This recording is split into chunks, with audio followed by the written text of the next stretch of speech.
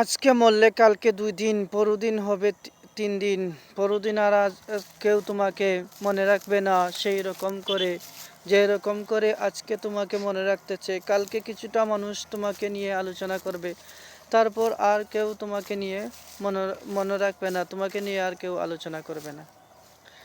এই পৃথিবীতে মধ্যে অনেক জ্ঞানী গুণী এসেছিল এবং পৃথিবীর মধ্যে বসবাস করেছিল, অনেক দিন পৃথিবীর মধ্যে বসবাস করেছিল। আমাদের এই জাতীয় কবি কাজী নজরুল ইসলামও এই পৃথিবীর মধ্যে ছিল, বিশ্বকবি রবীন্দ্রনাথ ঠাকুরও এই পৃথিবীর মধ্যে ছিল, এবং আমাদের প্রিয় নবী হযরত মুহাম্মদ আরবি সাল্লাল্লাহু আলাইহি সাল্লাম এই পৃথিবীর মধ্যে ছিলেন। আল্লাহর নির্দেশে আবার পৃথিবী থেকে আল্লাহর যে বিধান ছিল পৃথিবী থেকে বিদায় নিতে হবে, তাই মহানবী সাল্লাল্লাহু আলাইহি সাল্লাম পৃথিবী থেকে বিদায় নিয়েছেন। এই জ্ঞানী গুণীরা পৃথিবীতে ছিলেন এবং পরবর্তীতে তারা এই পৃথিবী থেকে চলে গেছেন। তারা এই পৃথিবীর মধ্যে অনেক দৃষ্টান্ত রেখে গিয়েছেন, তাই মানুষ তাদেরকে অত্যন্ত সম্মানের সাথে স্মরণ করে এবং তাদের জন্য মহান রব্বুল আলামিনের কাছে দোয়া করে।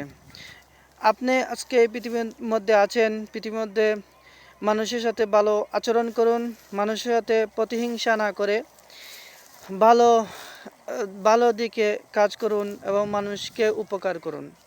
মানুষের সাথে বিদ্বেষ না করাই ভালো এবং মানুষকে হেয় প্রতিপন্ন না করাই ভালো। যদি আপনি আজকে প্রতিহিংসা করেন এবং মানুষের সাথে শত্রুতা করেন, তাহলে আজকে মারা যাওয়ার পর কালকে আর মানুষে আপনাকে সেইভাবে মনে রাখবে না। এমনকি আপনাকে যদি মনে করে, তাহলে হিংসাবশত অথবা মানুষের ঘৃণাবশত আপনাকে মনে করবে। সো আমরা অবশ্যই পৃথিবীতে আছি, আমরা ভালোভাবে চলাফেরা করব, মানুষের সাথে ভালোবাসা বিনিময়ের মাধ্যমে চলাফেরা করব, যাতে মানুষ আমাদেরকে মারা যাওয়ার পরেও আমাদেরকে স্মরণ করে সম্মানের সহিত, কোনো ঘৃণার বশত না। কারণ পৃথিবীতে আবু জেহেলও ছিল, নমরুদও ছিল, হামানও ছিল, ফেরাউনও ছিল। তাদেরকে মানুষ কিভাবে স্মরণ করে? তাদেরকে মানুষকে ঘৃণার চোখে স্মরণ করে। কিন্তু পৃথিবীতে আমাদের নবী হযরত মুহাম্মদ সাল্লাল্লাহু আলাইহি ওয়াসাল্লাম ছিলেন এবং বড় বড় আরও আউলিয়াগণ ছিলেন এবং অনেক মনীষীও ছিলেন। তাদেরকে মানুষ কি সম্মানের সাথে স্মরণ করে। সো আমরা অবশ্যই আমাদের প্রতিবেশী এবং পাড়া প্রতিবেশী যারা আছে সবার সাথে ভালো ব্যবহার করব, কোনো সময় দুর্ব্যবহার করব না, হিংসা বিদ্বেষ করব না। প্রতিহিংসাই মারাত্মক একটা আগুন, তাই আমরা এইসবগুলো থেকে দূরে থাকবো ইনশাআল্লাহ।